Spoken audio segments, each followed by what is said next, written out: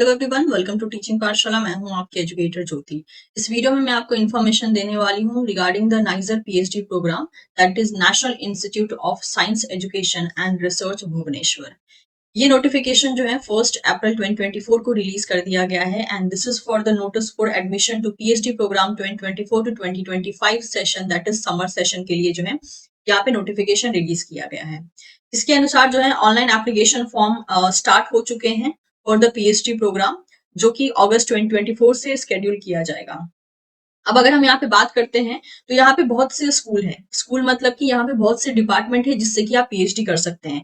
जैसे कि यहाँ पे आपको मिल जाएगा school of biological science, school of chemical science, school of computer science, school of earth and planetary science, school of humanities and social science, school of mathematical science and school of physical science.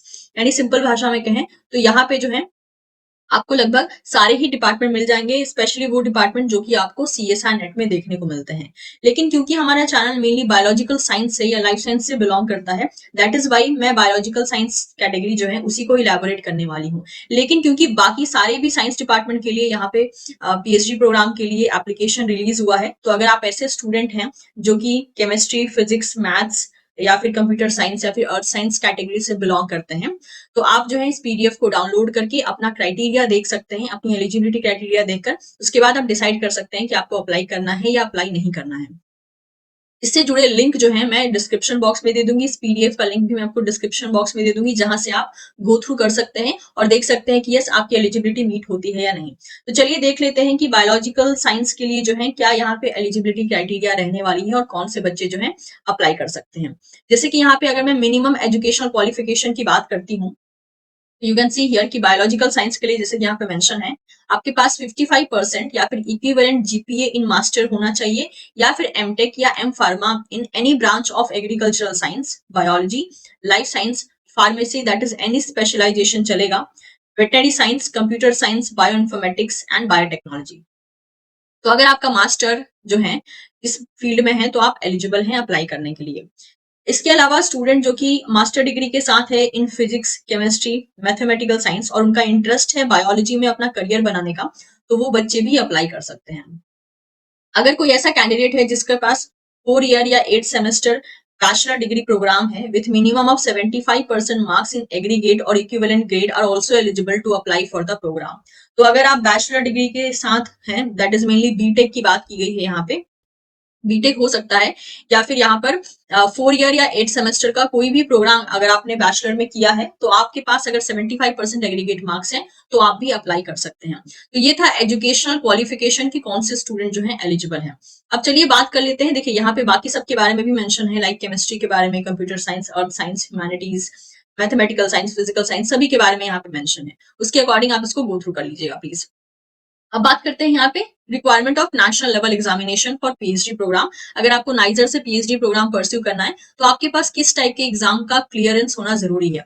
जैसे कि school of biological science के लिए student के पास at least एक जो है national level examination clear होना चाहिए। वो एग्जामिनेशन हो सकता है CSI, UGC NET, GATE, JEST, GPAT, DBT, ICMR, जेजी बिल्स और any other equivalent national level examination valid for academic year August 2024 to July 2025। तो आपके पास इनमें से कोई भी नेशनल लेवल एग्जामिनेशन क्लियर होना चाहिए। It may be CSIR, UGC NET, GATE हो सकता है, जेस्ट, डीबीटी, आईसीएमआर, जेजी बिल्स, ठीक है।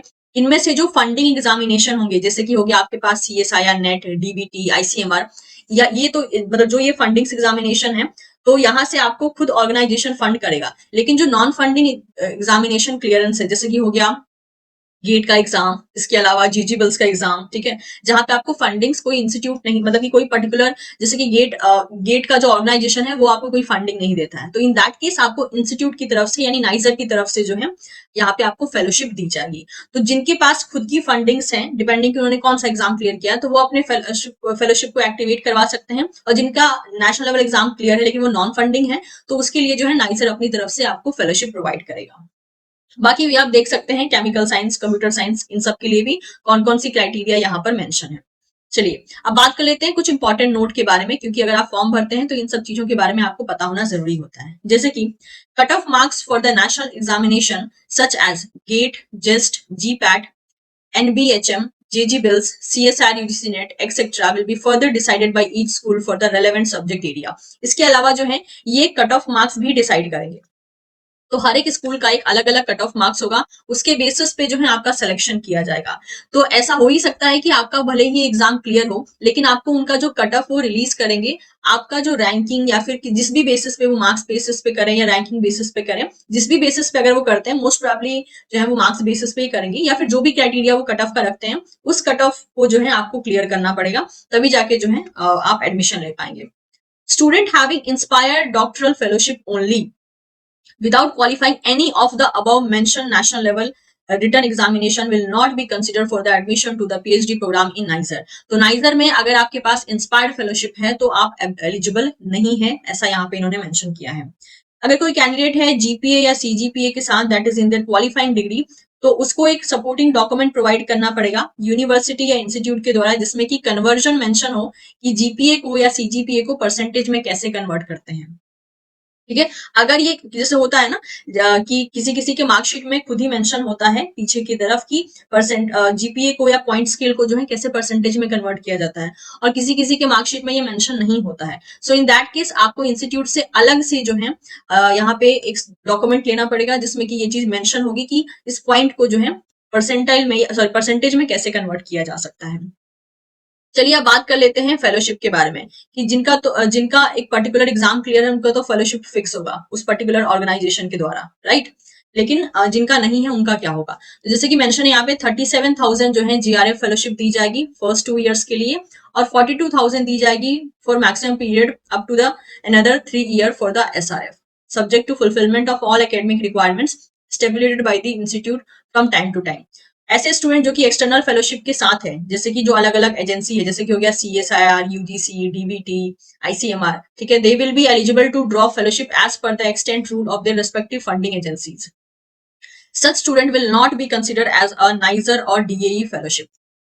तो जिनके पास अपना खुद का फेलोशिप है, यानी जो फेलोशिप गिविंग एग्जामिनेशन होते हैं जैसे DBT, ICMR, CSIR, तो इन बच्चों को अपनी फेलोशिप एक्टिवेट करनी पड़ेगी, क्योंकि उनके लिए फंडिंग एजेंसीज ऑलरेडी हैं। लेकिन ऐसे बच्चे जो कि मान लीजिए एक तरीके से गेट के थ्रू आ रहे हैं, जीजी बिल्स के थ्रू आ रहे हैं, ऐसे एग्जामिनेशन के थ्रू आ रहे हैं जो कि जिसमें कोई फंड्स अवेलेबल नहीं होते, तो उस केस में नाइजर जो है फंड करेगा उनको, या DAE फंड करेगा, जिसमें कि फेलोशिप का अमाउंट आपको मेंशन कर दिया गया है, जीआरएफ के लिए 37,000 एंड SRF के लिए 42,000। अब बात कर लेते हैं यहाँ पे रिसर्च एरियाज के बारे में in the different school of summer intake of academic session 2024 to 2025। अब आपको ये काम करना है कि आपका जिस फील्ड में इंटरेस्ट है उसके अकॉर्डिंग जो है आप यहाँ पे एक बार गो थ्रू कर सकते हैं कि जो यहाँ पे फील्ड है बायोलॉजिकल साइंस की, इसमें क्या क्या जो है रिसर्च एरियाज अवेलेबल हैं, इसको आप गो थ्रू करेंगे तो आपको आइडिया मिल जाएगा। जैसे कि यहाँ पे सेल बायोलॉजी से रिलेटेड है, माइक्रोबायोम हो गया, मेम्ब्रेन रीमॉडलिंग पे हो गया, मॉलिक्यूलर जेनेटिक्स एंड एपिजेनेटिक्स पे हो गया, मॉलिक्यूलर माइक्रोबायोलॉजी, ऐसे करके बहुत सारे जो है आपको रिसर्च एरियाज देखने को मिल रहे हैं, तो इसको एक बार आप गो थ्रू कर लीजिएगा अपने इंटरेस्ट के अकॉर्डिंग। इसी तरीके से यहाँ पे बाकी सारे स्कूल्स के लिए like computer science, chemical science, physical science के लिए भी यहाँ पे मेंशन किया गया है।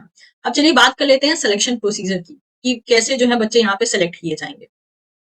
तो सिलेक्शन प्रोसीजर में जैसे कि यहाँ पे मेंशन है, the selected committee of the respective school will shortlist the candidate from the application receive by the deadline. तो डेडलाइन के अंदर जो आप एप्लीकेशन फॉर्म भेजेंगे उसके बेसिस पे जो है स्टूडेंट को शॉर्टलिस्ट किया जाएगा। Merely satisfying the minimum qualification does not guarantee the shortlisting, the school may set a additional criteria as deemed necessary. तो कहा जा रहा है कि जो मिनिमम मतलब मिनिमम जो क्वालिफिकेशन है जस्ट वो आप मीट कर ले रहे हैं, दैट डजंट मीन कि आपका वहां पे सिलेक्शन हो जाएगा। ऐसा भी हो सकता है कि कुछ एडिशनल रूल भी बना दिया जाए सिलेक्शन के लिए, स्पेशली उस पीरियड में, ठीक है।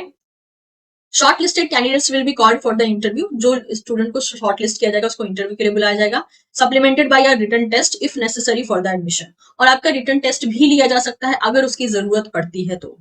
Based on academic record and the performance of candidates in the selection procedure, the selection committee will recommend candidate for the admission to the PhD.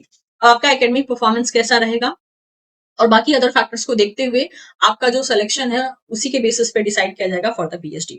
All eligible candidate called for the test or interview will be reimbursed return travel fare equivalent to the second sleeper class railway fare by the shortest route from their place of residence to the institute upon production of valid documents. इसके अलावा जो भी आपका amount लगेगा return जाने के लिए उस अमाउंट को जो है रीइम्बर्स कर दिया जाएगा बस, लेकिन आपको जो है उसके लिए प्रूफ दिखाना पड़ेगा, डॉक्यूमेंट्स दिखाने पड़ेंगे।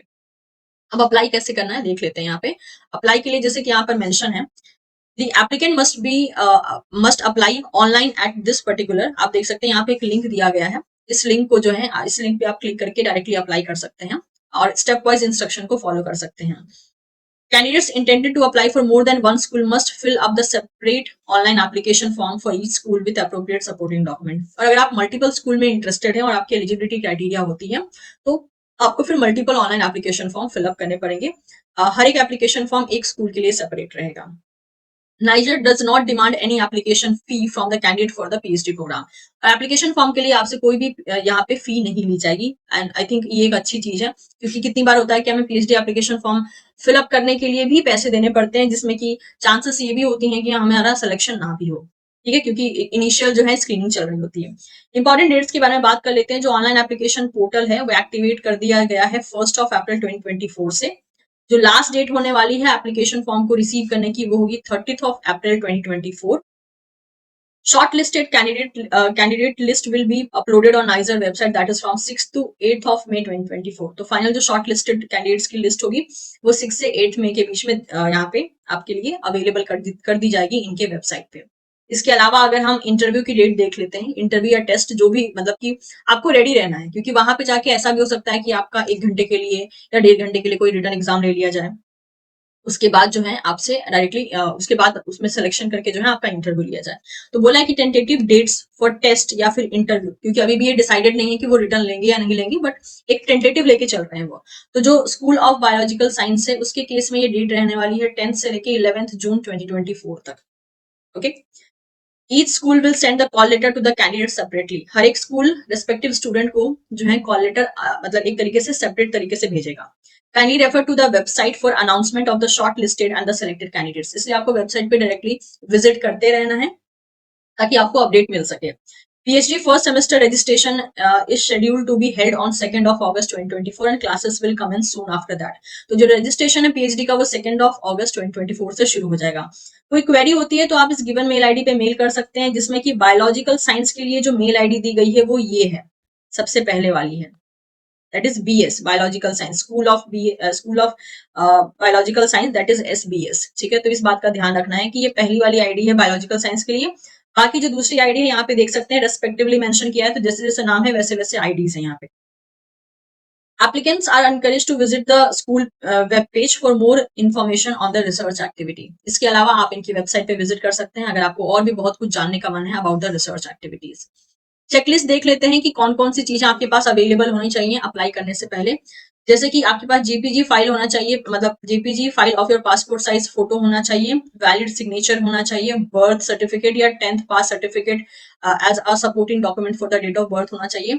सर्टिफिकेट होना चाहिए आपकी कैटेगरी के लिए अगर आप किसी कैटेगरी से बिलोंग करते हैं तो. इसके अलावा आपके पास सारे इंपॉर्टेंट क्वालिफाइंग एग्जामिनेशन का प्रूफ होना चाहिए, मास्टर डिग्री होनी चाहिए एंड सर्टिफिकेट या डॉक्यूमेंट होना चाहिए जो इस बात को सपोर्ट कर सके कि आपने कौन सा नेशनल एग्जाम क्लियर किया हो, like CSIR, GATE, GPAT, DBT, ICMR, JEST, NBHM और भी बहुत सारे एग्जामिनेशन जो कि इसके अंडर में आते हैं. तो ये था सारा का सारा detail about this particular PhD programme.